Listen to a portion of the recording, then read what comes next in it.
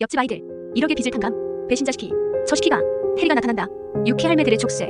도박 빚을 진 아버지들 때문에 일수 할매에게 매번 돈 10만 원을 대신 전해주러 가는 아이들. 지온과 수정은 같은 처지의 옆집 아이들이었다. 그런데 중간에 아버지가 화재로 돌아가시고 일수 할매는 아버지의 빚을 현우가 마저 갚아야 한다며 현우를 찾아온다.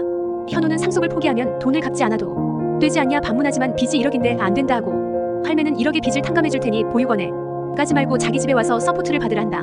왜요? 대가 없는 친절은 없잖아요. 나가정 5 아줌매가 니를 키울 낀데 나중에 네가 받은 만큼 보온을 해라. 노후 대비로 현우를 걷어들인 할매. 그 사이 문신애는 빚을 갚다 도망치고 아이들만 덩그러니 남겨지자 현우는 부탁해서 지온과 수정이도 볼모로 후원을 해달라 한다. 그 둘과 현우의 자유로움이 다른 건 현우의 빚은 1억이지만 문신의 빚은 거의 다 갚았었기 때문. 근데 지온이 현우의 사정을 다 알면서도 그가 어쩔 수 없이 헤어진 사이 은호에게 저분에 사귀려고 한 건 좀 이기적인 게 아닐까? 따지자면 어릴 때 방치되어 자라지 않게 도와준 은인과 같은 형인데 배신자시키. 그러던 중 혜자 할매가 돌아가시고 할매들은 현우가 결혼해서 가정을 꾸리고 살길 원한다는 누나의 말에 현우는 착잡해했었다. 어떤 여자가 나한테 시집을 와. 할매들 수발은 나 혼자 들어야지. 여긴 나한테나 살만하지 다른 사람들한텐 지옥이야. 거기에 누굴 끌어들이려고. 너 결혼이 하고는 싶구나. 근데 그 여자가 여기에 어울리지 않는 여자구나. 덤덤히 답하는 현우의 말에 누나는 그 속에 담긴 의미를 깨닫는다. 은호는 하고 싶은 게 많은 아이인데 현우는 차마 자신과 같은 족쇄를 채울 수 없었다. 그렇게 헤어지고 현우에겐 은호를 추억할 수 있는 다른 족쇄가 생겼었다. 어릴 적 엄마가 자신을 버리고 가며 줬던 목걸이를 잃어버렸는데 은호가 같은 걸로 사다 줬고 그걸 차에 걸면서 매일 생각할 수밖에.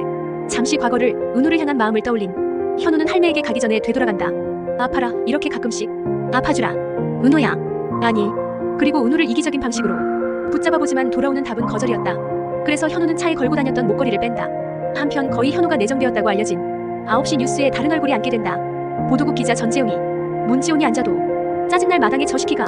아나운서국 팀장은 다시 제보해달라며 보도국장을 찾아가고 그는 현우가 주은 호의 정오 뉴스를 지키려 9시 뉴스를 포기했다 한다. 그게 다 누구 때문인데? 보도국장이 심진아를 정오 뉴스에 꽂으려 은호의 꼬투리를 잡는 와중이라 현우가 그 자리를 지켜주기 위해 자리를 내놓은 건데 현우가 떨어진 게 아니고 너 때문에 9시를 포기한 거래. 진짜 이유를 전해들은 은호는 곧장 현우를 찾았다. 너 아직도 내가 불쌍하니? 평생 그렇게 하고 싶었던 걸 단번에 포기해. 은호야. 내가 너한테 쪽팔린 여자친구였던 건 나도 알아.